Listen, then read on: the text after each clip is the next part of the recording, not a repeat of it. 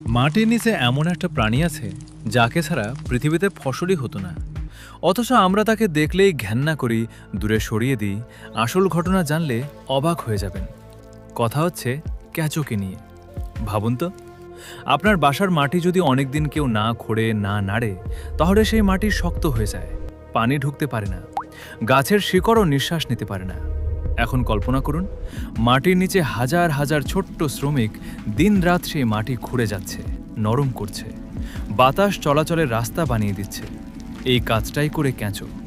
ও মাটির ভেতর দিয়ে চলাচল করার সময় সুড়ঙ্গ তৈরি করে, আর সেই সুড়ঙ্গ দিয়েই মাটি পায় বাতাস আর পানি। এবার আসল বিজ্ঞানটা শুনুন। কেঁচো মাটির সঙ্গে মরা পাতা, গাছের অবশিষ্টাংশ খেয়ে ফেলে। এরপর তার শরীরের ভেতর দিয়ে সেগুলো হজম হয়ে যে মল আকারে বের হয়, তাকে বলে কাস্টিং। এই কাস্টিং হলো প্রকৃতির সবচেয়ে সেরা প্রাকৃতিক সার। এতে থাকে নাইট্রোজেন, ফসফরাস, পটাশিয়ামের মতো উপাদান, যা গাছের বেড়ে ওঠার জন্য অপরিহার্য।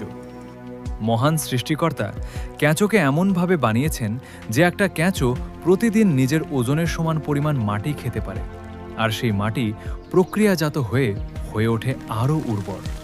তাই কৃষক জমিতে সার না দিলেও কেঁচো একাই মাটির উর্বরতা ধরে রাখতে সাহায্য করে। আর সবচেয়ে অবাক করা তথ্যটা শুনুন, একটা কেঁচোকে যদি 2 টুকরো করে ফেলা হয়, তাহলে অনেক সময় তার মাথার দিকের অংশটা বেঁচে থেকে নতুন লেজ গজিয়ে নিতে পারে। মহান সৃষ্টিকর্তা তাকে দিয়েছেন এমন এক অসাধারণ ক্ষমতা। বিজ্ঞানীরা হিসাব করে দেখেছেন, একটি ভালো মানের কৃষিজমিতে প্রতি একরে লক্ষ লক্ষ কেঁচো থাকতে পারে, আর তারা মিলেই বছরে টনকে টন মাটি উল্টে পাল্টে উর্বর করে তোলে। এজন্যই কৃষকরা বলেন, কেঁচো যেখানে বেশি, সেই মাটি ততই সোনার মতো। আপনার বাড়ির আশেপাশে বা টবের মাটিতে কি কখনো কেঁচো দেখেছেন? কমেন্টে জানান।